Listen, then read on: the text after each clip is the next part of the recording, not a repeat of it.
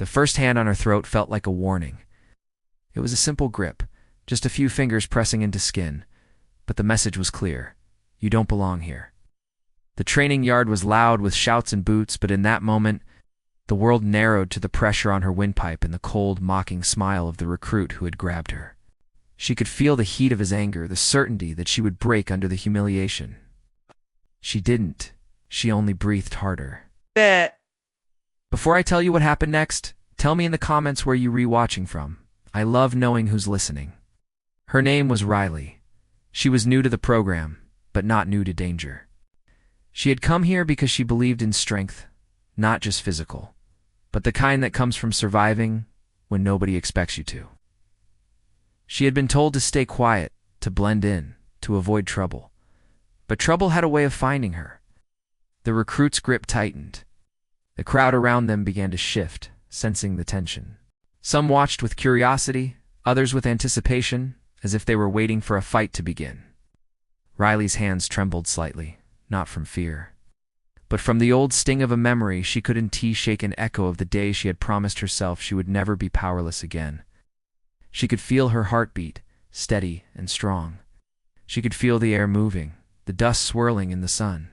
She could feel the weight of every eye on her. And then she heard a voice. Not from the crowd, not from the recruit. From behind her. A voice calm enough to cut through the chaos. Let her go, the recruit laughed. Or what? You'll cry? The man who spoke stepped forward. His presence was quiet, but it carried a weight that made the crowd fall silent.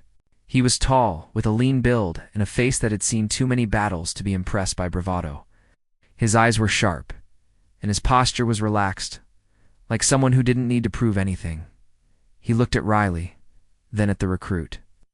I said let her go, he repeated, voice low. The recruit's smile faltered. The crowd shifted again, uneasy. Nobody wanted to be the one to challenge this man. Nobody wanted to be the one who made the wrong decision in front of everyone. Riley felt something inside her shift, a strange mix of relief and dread. She didn't know who this man was, but she knew one thing. He wasn't ordinary. The recruit released her throat, but he didn't step back, stayed close, still trying to show dominance. His eyes narrowed as he looked at the stranger. Who are you? He demanded. The man didn't answer right away, simply reached into his pocket and pulled out a small worn patch. The insignia on it was unmistakable, the trident of the Navy SEALs. The crowd gasped. Riley's breath caught. The recruit's face went pale. Because he realized too late that he had just challenged someone who didn't just belong here, someone who had already earned the right to be feared. The man looked at Riley, and for the first time she saw softness in his eyes. Not weakness, not pity, just understanding. You okay? He asked. Riley nodded, swallowing the surge of emotion that threatened to spill out. She was grateful, yes, but she was also embarrassed. She didn't want to be saved. She wanted to stand on her own. But the truth was, she had never been alone. The SEAL stepped closer, his voice calm but firm. Listen, he said, addressing the crowd. This isn't how you build strength. This is how you build fear. He paused, letting the words sink in. The recruits stood silent, unsure of what to do. The air felt thick, heavy with the realization that they had crossed a line. Riley felt the moral weight of the moment. She could see the fear in the recruit's eyes. She could see the shame beginning to creep into the faces of the others. They had wanted to prove themselves by humiliating her. Instead, they had exposed their own weakness. The SEAL didn't shout, didn't punish. He simply looked at the group and said the thing they needed to hear. Guess, if you want to be strong, you don't prove it by breaking someone else. You prove it by lifting them. The crowd remained quiet, but the tension began to shift.